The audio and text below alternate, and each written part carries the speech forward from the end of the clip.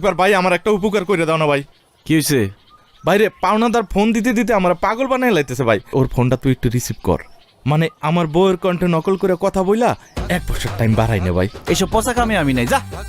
বাইরে তোর দুইটা পায়ে ধরে রিকোয়েস্ট করতেছি ভাই, এই যাত্রা তুই আমার একটু বাঁচা ভাই। টাকা লাগলে দিব।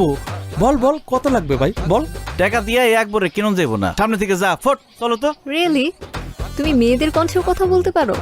জি পারি, এটা বাড়িতে গিয়ে শোনা মনে না চলো। না না, তুমি এখন ওনার ওয়াইফের কণ্ঠে ওই লোকটার সাথে কথা বলো, আমি শুনবো। আরে হয়তো 1 নম্বরের বাটপার। আর বলো প্লিজ, আমি শুনি আমার জন্য। শোন, খালি এই ম্যাডামের জন্য কথা কইতেছি, কিন্তু এটাই লাস্ট টাইম, আর জীবনে কোনোদিন আমার চোখের সামনে আবি না। ফাউল। নাম কি তোর পাওনাদারের? সোহাগ মোল্লা। এই নাম্বার? হ্যাঁ এই যে মাত্র ফোন দিছে। লাউড স্পিকারে দাও না।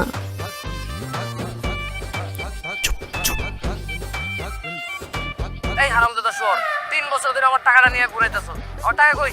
আজকের মধ্যে টাকা দিবি, নইলে কিন্তু তোর খবর আছে বললাম। হ্যালো, সোহেল তো বাজারে গেছে। আমি চুমকি, তোমার